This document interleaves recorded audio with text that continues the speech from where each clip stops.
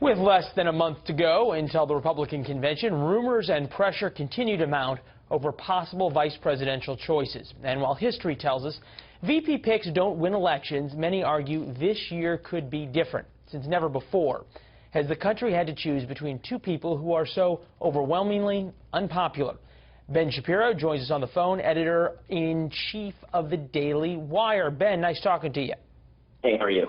All right, start with Hillary Clinton and the Dems. Is there a pick that's something other than the usual, a game change, if you will, to borrow the term from 2008?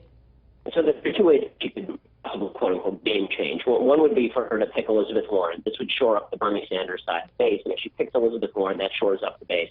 And presumably they come together around her. She's having problems consolidating Bernie Sanders' support. And unless she does that, she's going to have a little bit of a tough time pulling away from Trump. The other possibility of a real game change would if she just went fully bipartisan. If she went to somebody like John Kasich and she asked John Kasich to join her on the ticket, that would probably change the game in a pretty significant way. All of a sudden, it would look like Trump is some sort of radical and she's the bipartisan pick that people can get behind in the Republican Party. She's trying to draw Republican support, and lately she's been doing that with people like Brent Scowcroft jumping on board and other major Republican figures talking about moving over to Hillary. So that makes it more palatable if she actually picked a Republican as opposed to somebody hardcore left.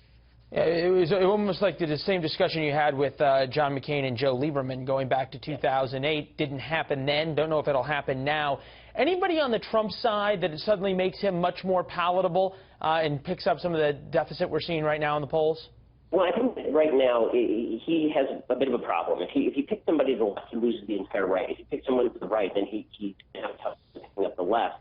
Trump is a polarizing figure in and of himself. It's a little bit hard for him to pick anybody who consolidates. If he picks Tom Cotton for VP, it puts a lot of pressure on people like me, people who are sort of never Trumpers, to get behind him because Cotton is so popular among that crowd. If he picks somebody who we already know back to, somebody like Gingrich, that really doesn't change the game in a significant way. It's just so completely out of the box, right? He could try and pick somebody who's this person double down on who he is. He could try to pick a Democrat and cross over in the same way that Hillary could try to with Kasich. I'm of the mind that typically VPs don't win elections, they can lose elections, and I don't really see how Trump somebody is. Yeah, first rule, do no harm. Ben, we'll leave it there as your connection is a little bit questionable from L.A. Next time you come back, hopefully we can get you in a studio that works out. Thanks for joining us. Ben Shapiro from the Daily Wire.